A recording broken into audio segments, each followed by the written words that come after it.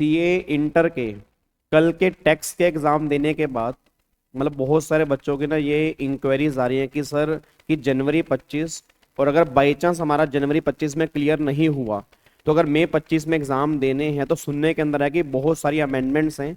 तो हमें थोड़ा सा ये आइडिया बता दो कि कौन कौन सी अमेंडमेंट्स हैं, किस किस चैप्टर में अमेंडमेंट्स, अगर हमें रिवीजन करनी है तो कौन से चैप्टर हम खुद कर सकते हैं, या आपकी अमेंडमेंट क्लास कब आएंगी, या मई 25 के लिए रिवीजन क्लासेस हमारी कब से स्टार्ट होंगी, तो वो थोड़ा सा आपको बताने जा रहा हूँ जी। मैंने अभी कुछ दिन पहले कहा था कि मई 2025 में जिनके भी एग्जाम है उनके लिए बहुत बड़ी अनाउंसमेंट मैं करने जा रहा हूँ।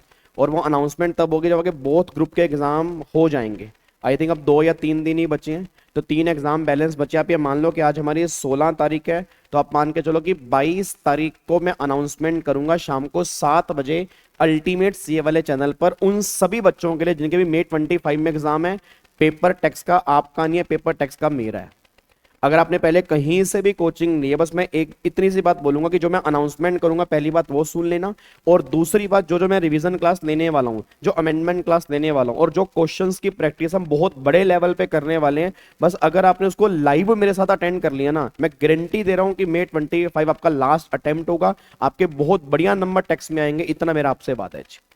अब सुनो ध्यान से, बहुत सारे बच्चे कह रहे हैं सर अमेंडमेंट्स काफी सारी आई हैं। बिल्कुल सही बात है सर, अमेंडमेंट बहुत सारी आई हैं। और मतलब पहली बार ऐसा हुआ है कि किसी बजट की वजह से एक चैप्टर में बहुत बड़ा इंपैक्ट आया, और वो आप सब जानते हो कैपिटल गेन का चैप्टर ऑलमोस्ट पूरा चेंज हो गया।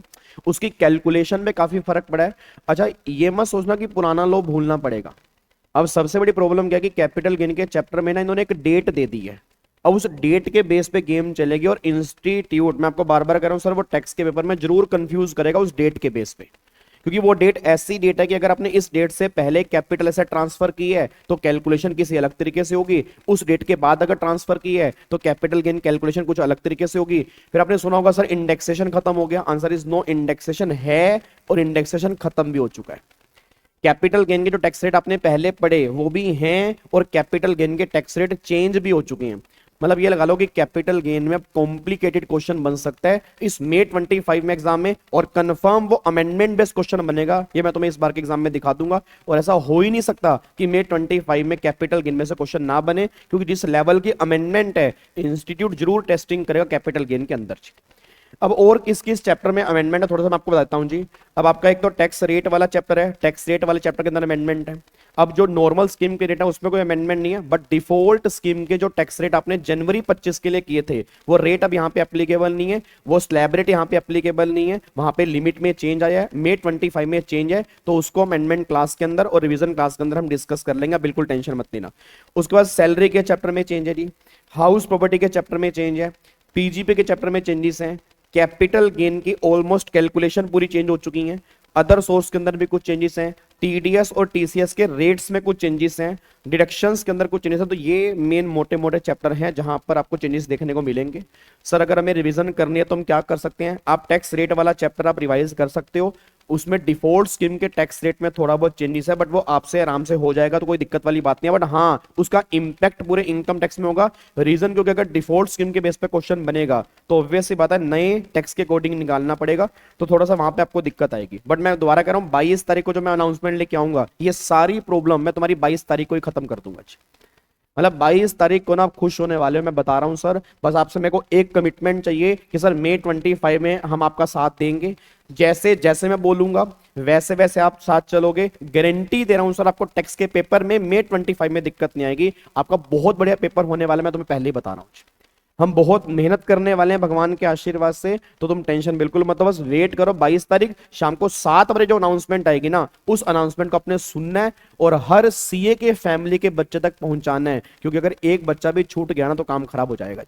ठीक है। उसके बाद अगर मैं जीएसटी की बात करूंगा तो जीएसटी में सप्लाई के चैप्टर के अंदर भी अमेंडमेंट्स हैं, टाइम ऑफ सप्लाई के अंदर भी अमेंडमेंट्स हैं, प्लेस ऑफ सप्लाई के अंदर भी अमेंडमेंट्स हैं, आईटीसी के चैप्टर में काफी चेंजेस यहां पे आए हैं, रजिस्ट्रेशन के अंदर भी थोड़ी सी अमेंडमेंट है, रिटर्न के चैप्टर के अंदर भी अमेंडमेंट है। बाकी ऑलमोस्ट बाकी जो चैप्टर हैं उसमें इतनी अमेंडमेंट, एग्जामिशन में कोई खास अमेंडमेंट नहीं है, वैल्यूएशन में कोई खास अमेंडमेंट नहीं है, इनवॉइस में कोई खास अमेंडमेंट नहीं है। बस ये चैप्टर है इसमें आपको चेंजेस देखने को मिल सकते हैं। तो क्रक्स ये निकल कह रहे हैं कि भाई चेंजेस हैं, बहुत सारे चेंजेस हैं, बट घबराने की बात नहीं है, आपका भाई यहां पर है। अगर आपने विश्वास किया है, आपने इस बार जनवरी 25 में जिन बच्चों ने भी रिवीजन क्लास देखी थी, मैं गारंटी दे रहा हूं उनके एग्जाम बहुत बढ़िया गए होंगे। नहीं देखी तो उनके भी एग्जाम बढ़िया गए होंगे। बट अगर बाई चांस तुम्हें डाउट है या तुम्हारे एग्जाम मई 25 में हैं, तो बस 22 तारीख के अनाउंसमेंट आपने मिस नहीं करनी चाहिए।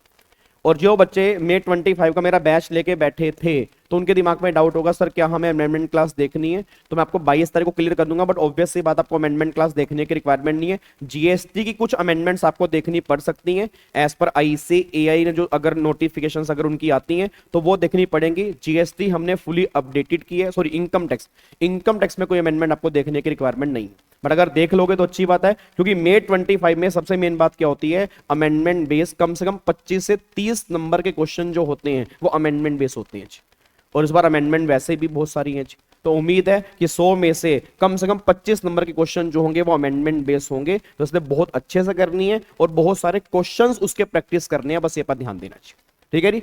तो मिल रहे हैं हम 22 तारीख को शाम को 7 बजे। जैसे आपके एग्जाम क्लियर होंगे, अभी सीए इंटर जनवरी 25 वाले बच्चों के, मई 25 की तैयारी हमारी स्टार्ट होगी और बहुत बड़े लेवल पे तैयारी स्टार्ट होगी। बस मुझे आपका साथ चाहिए। आप अगर डेली बेस पे लाइव आएंगे तो बिलीव में आपको टेक्स्ट में दिक्कत नहीं आएगी, इतना मेरा आपसे बात है। ठीक है जी।